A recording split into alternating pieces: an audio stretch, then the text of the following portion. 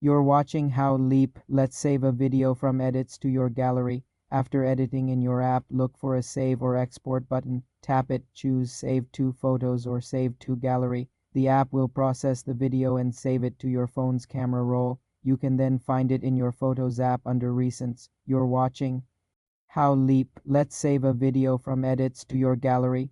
After editing in your app, look for a Save or Export button. Tap it, choose Save to Photos or Save to Gallery. The app will process the video and save it to your phone's camera roll. You can then find it in your Photos app under Recents. Ensure you have granted the app permission to access your photos. On iPhone, go to Settings, Privacy and Security, Photos, and allow the app. On Android, go to Settings, Apps, select the app permissions, and allow storage. For more simple tech tutorials, subscribe to the channel.